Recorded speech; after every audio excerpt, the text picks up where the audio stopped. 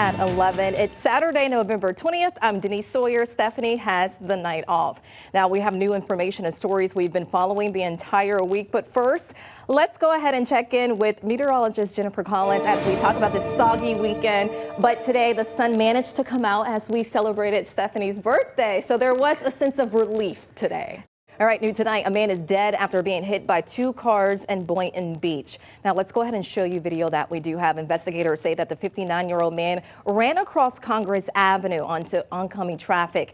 He was hit by two drivers and died at the scene. New development tonight in the investigation surrounding a missing teenager who was found dead in Palm Beach Gardens. Police are now calling his death a homicide. Now, Ryan Rogers, who you see on your screen, was found dead on Central Boulevard near the I-95 overpass Tuesday. The cause of his death has not been revealed. Now, investigators say it is not traffic related. A spokesperson did tell CBS 12 News exclusively that someone took this kid's life. They're asking for anyone with information to call police.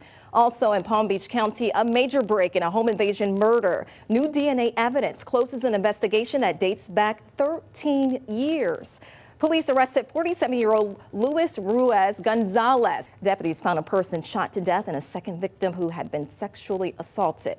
This year, investigators used new DNA technology to link Gonzalez to that crime.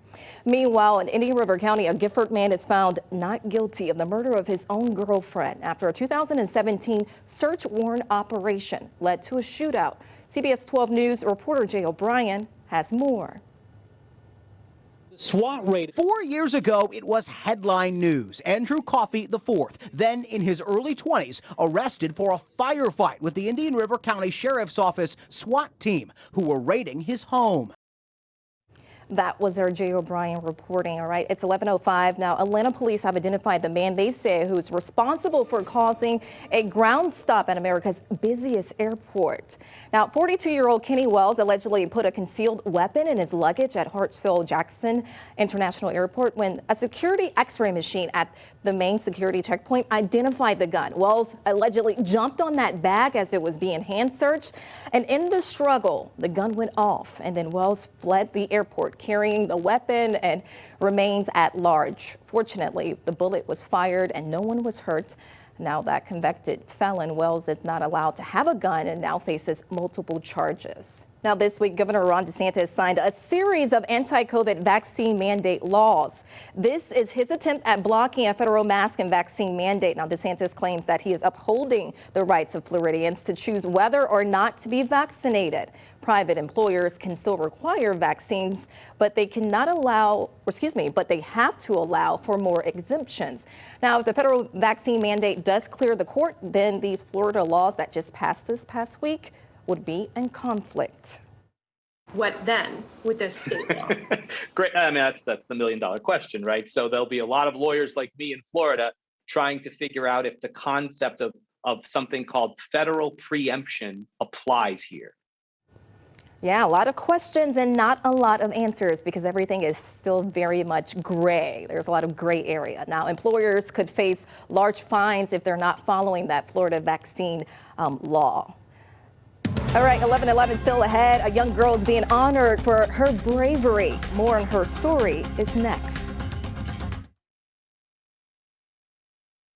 Well, welcome back. Let's go ahead and get into some really holiday-filled, joyful news. This is that good stuff that you need to listen to.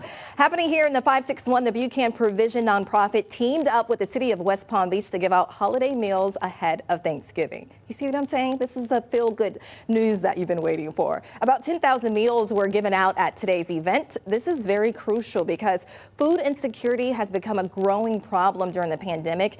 Mayor Keith James says that this is just one way to make sure that these families in our area have a hot meal for the holiday. There would probably be 1,000 or so individuals who wouldn't have a happy Thanksgiving if it weren't for what this effort is doing and other organizations that are addressing food insecurity. I love that. And check this out. Care packages are headed to our troops just in time for the holidays as well. Now, let's go ahead and show you where volunteers prepared over 100 packages to send to soldiers overseas. Now, they are stationed at the Forgotten Soldiers Outreach Center. Here's a really good video showing you how those care packages look. They will benefit over 800 of our armed forces. Sure. Cookies and popcorn and stuff you just can't get from the mess hall or in an MRE.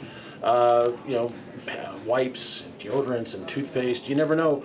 Even if they don't need it, someone could. They know, so they could always pass it forward too. So that's really what it is. It's just the basic, stuff we take for granted.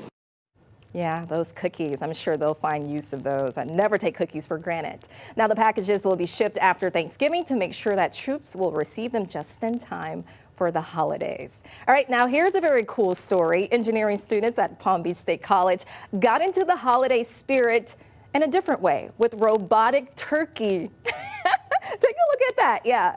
They're racing robotic turkeys in Boca.